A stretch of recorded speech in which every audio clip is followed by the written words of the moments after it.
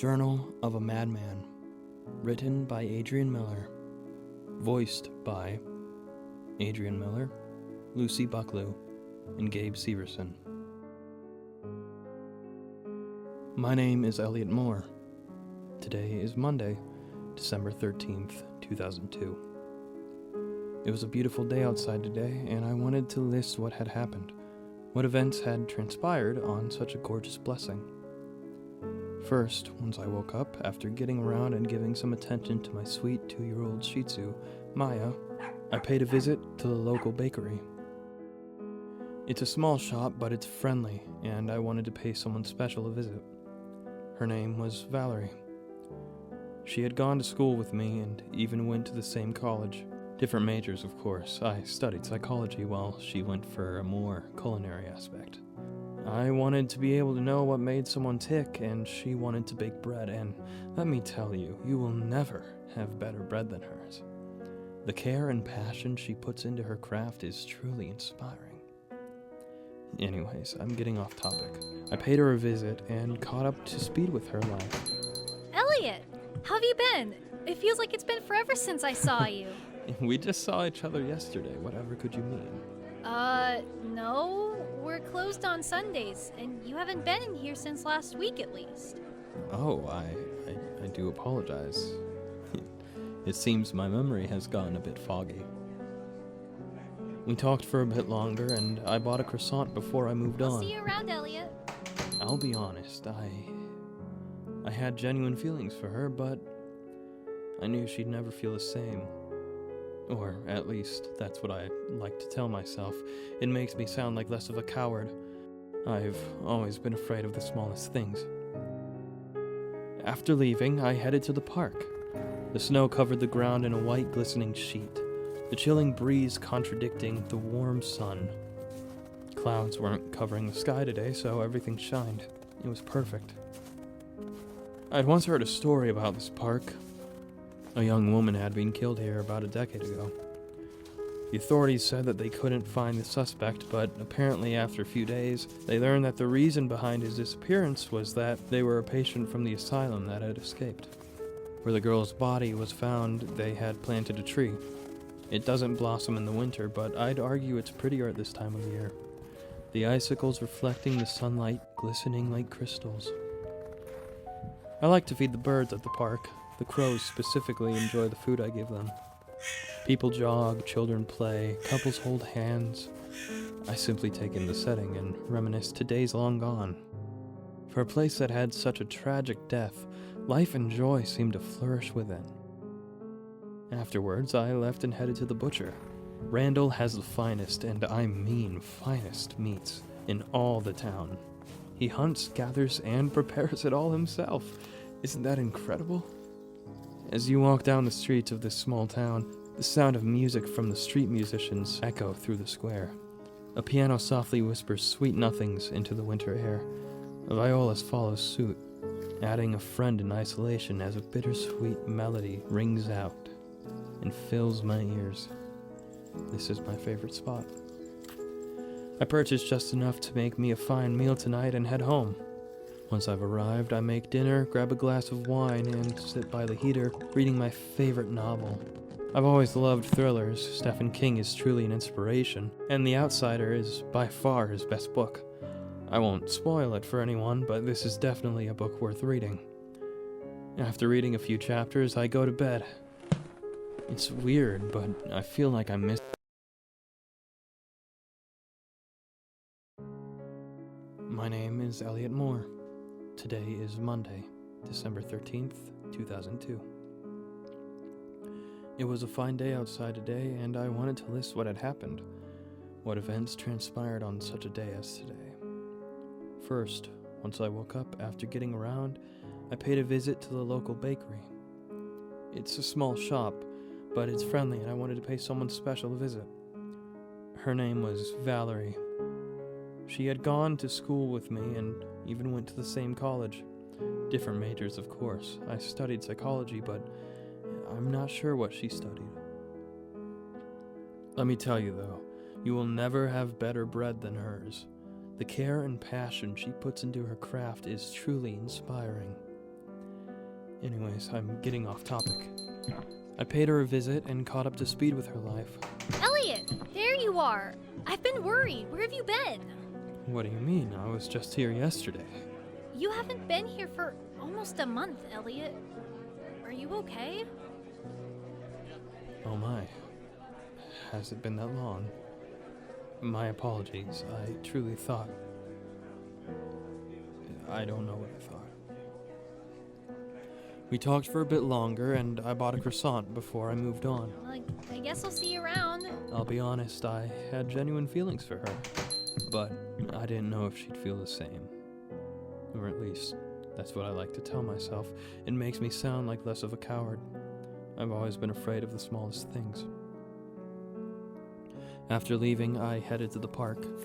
The grass was a fresh green and the warm breeze, making the sun even hotter. Clouds weren't covering the sky today, so everything shined. It was perfect for a day in December. There were no birds to feed today. It was strange. It might sound odd, but I vaguely remember having a pet of sorts in the past. I don't remember what happened to it, but I feel as though I was to blame. Afterwards, I left and headed to the butcher. Randall has the finest, and I mean finest, meats in the town. He hunts, gathers, and prepares it all himself. Isn't that incredible? As you walk down the streets of the small town, the sound of music from the street musicians echo through the square. A piano softly whispers sweet nothings into the warm air as bittersweet melodies ring out and fill my ears. This is my favorite spot. I purchased just enough to make me a fine meal tonight and head home. Once I've arrived, I make dinner, grab a glass of wine, sit by the heater, and... What did I... My name is Elliot Moore. Today is December 13th, I think. My head is getting a little hazy, but it's fine. Today was... weird. After getting around, I went to visit the local bakery. My friend Valerie is in charge there. She makes the best bread. I'm getting off topic. After arriving, she shouted at me. Go, Elliot! She said it had been months since she saw me, and that she never wanted to see me again after what I did, but I swear I just saw her yesterday. It doesn't make sense. Why? How? If I hadn't seen her, then why do I remember our conversation so vividly? I know I saw her because I know what I said. I asked her, What had I asked her?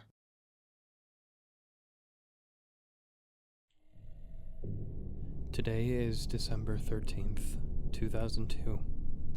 It was a very concerning day. I went to the local bakery, but it was closed. It's never closed on a Monday.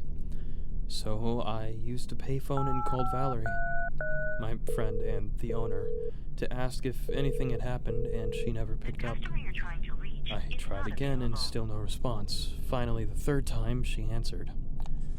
She told me that I shouldn't contact her anymore and was unsure how I managed to contact her in the first place. Stop contacting me, Elliot, okay? Go get help. I was hurt by these words. She sounded so disgusted by me, as if I were some monster from her darkest closet that she had hoped to keep locked. She hung up and I just stood there. Eventually, I went back home. It was dark and I decided to stroll past the park, and that's when I saw it. A creature with limbs as long as tree branches and a grin as twisted as hell itself, as if it could tear me apart with just its smile. I couldn't run, I was petrified. It started moving towards me, slowly, and I was standing there like an idiot. But I wouldn't let a monster kill me. I charged, grabbed at the demon's throat. It went down as though it weighed nothing, but I wouldn't let it escape my grip. I held on until the air from its lungs was nothing more than an empty whisper. Finally, its movement ceased. I had done it. I stood proud before looking down. My heart stopped as my pride turned to fear. The demon had one last trick to play on me. Where the monster had once been, laid a young woman, tears staining her face, her chest unmoving. Bruises covered her neck. No. I knew this had to be a trick. This was a trick. She wasn't real. I knew.